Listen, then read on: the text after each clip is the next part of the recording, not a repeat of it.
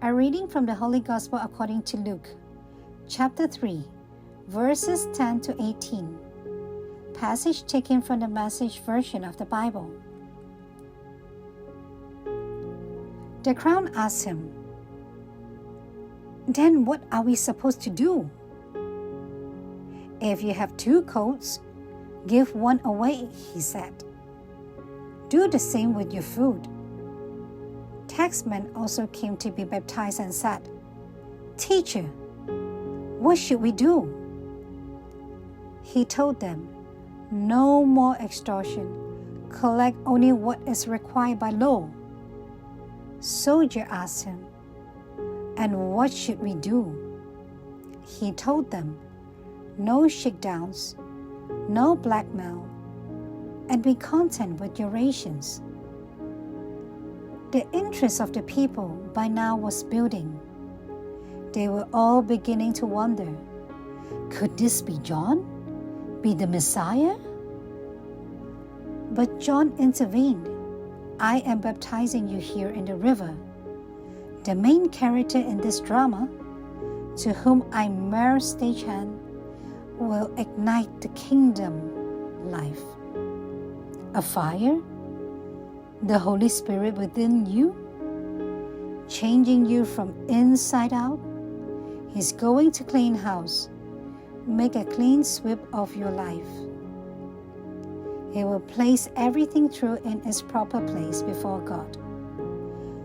Everything false He will put out with the trash to be burned." There was a lot more of this. Words that gave strength to the people.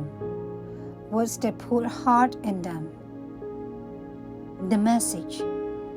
But Herod, the ruler, stung by John's rebuke and the matter of Herodias, his brother Philip's wife, kept his long stain of evil deeds with the outrage.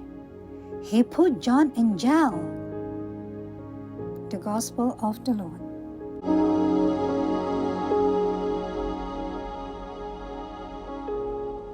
Reflections on the Gospel according to St. Luke chapter 3 verses 10 to 18. On this third Sunday of the Advent, the liturgy invites us to joy. The first part of today's Gospel introduces 3 groups of people who go to the Baptist to have concrete directions of their lives. Common people, the tax collectors, and the soldiers. They all have one question that gets repeated: what should we do? Indicating their complete willingness to accept the will of God. They have realized that they went off the road and now is determined to change their life and therefore seek direction from the seer. Let us imagine that one of us, eager to prepare well for Christmas, asks this same question to those we consider experts in the field of religion, perhaps our catechists, or a religious sister or brother, or a priest. What would they tell us? Common advices are to help a brother who is in difficulty, or to visit a sick person, or to recite the rosary every day, or do some prayers, or to go to confession. Of course, these are good pieces of advice. But the Baptist did not choose this path, perhaps because the Jewish community was already doing them so scrupulously. Therefore, he demands something very concrete in the way of loving a brother or sister. To the ordinary people, he says, if you have 2 coats, give one to the person who has none. And if you have food, do the same. Prayers and devotions are important, provided they are not used as devices to escape the demand for sharing of goods with those in need. We gladly gather to pray, to sing, but when we are asked to make ourselves available to the brother and sister and share with them the goods we possess, all our religious enthusiasm suddenly vanish. The Baptist is not strict when he says, if you have 2 coats, give one to the person who has none.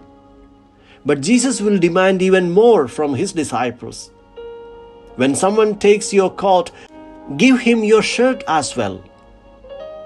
Tax collectors approached the Baptist asking the same question. They are hated by the people because they collected taxes for the Romans and enriched themselves by extorting money from the weak and the defenseless. The Baptist does not ask them to change profession, but not to take advantage of their trade to exploit the poor. Do we act as tax collectors sometimes? When we do business or perform some services, and if we demand a very high pay for our goods or performances, with an excuse that these are the set rates, we behave like the tax collectors. And if we behave like a tax collector, we cannot prepare for Christmas simply by reciting a few prayers.